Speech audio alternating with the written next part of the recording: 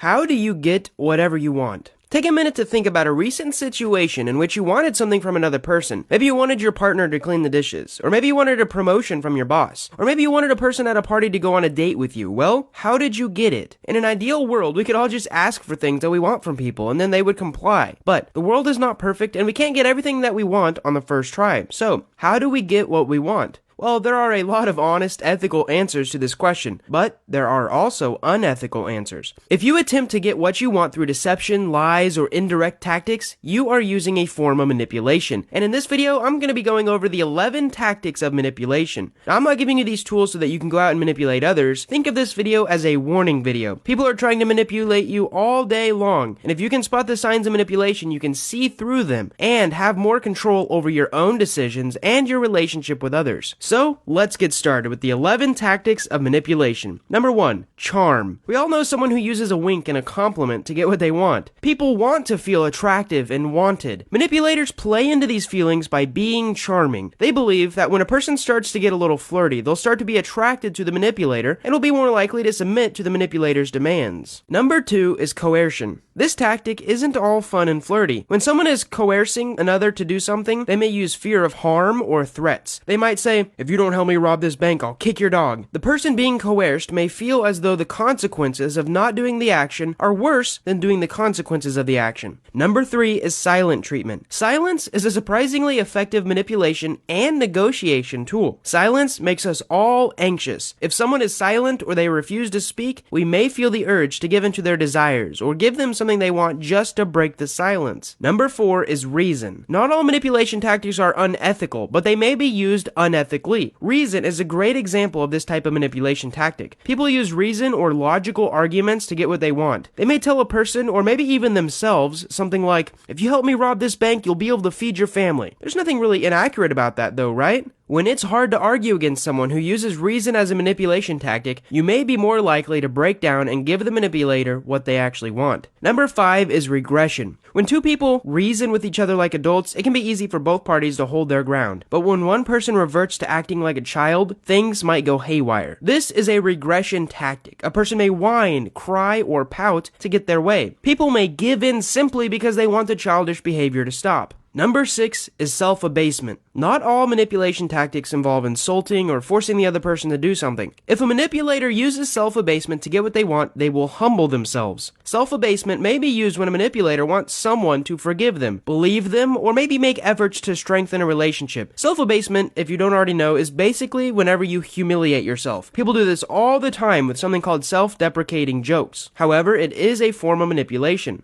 Number 7 is responsibility invocation. Let's say you're considering getting your nails done. It's easy to just decide, "No, I'm not going to get my nails done." However, if you've already booked an appointment, it's not so easy to just skip out and not get your nails done. Responsibility invocation uses these types of obligations to convince someone to follow through with plans that they've made. A manipulator might say things like, "But you've promised," or "I've already booked the reservations." That way, they can make saying no a lot harder. Number 8 is called hardball. Hardball tactics take coercion to the next level. While someone may use coercion to install the fear of harm, hardball tactics actually cause harm or bodily injury. If there's someone like this in your life, get away as soon as possible. Number 9 is pleasure induction. For many, pleasure induction is a harmless manipulation tactic. When someone invokes the pleasure induction tactic, they're simply telling the person that the action that they were trying to get them to do will be fun and that the person will enjoy it. Come on, it'll be fun. What's the harm? However, it's still a form of manipulation. Number 10 is social comparison. The social comparison theory describes how we compare ourselves to others. Many people measure their success, their attractiveness, and the presence of personality traits through the comparison of others. Manipulators know this tendency really well. They will use social comparison to convince you to take action. Your friend at work does this for her partner. The celebrity in this magazine is on this diet, and you should be too. But he wears glasses, and he's really attractive. Number 11 is monetary reward. Manipulators may play into a person's greed by offering them money to commit acts that they normally wouldn't commit. If you were offered $1 million, would you commit a crime? So now that we've gone through the 11 tactics of manipulation, who are master manipulators?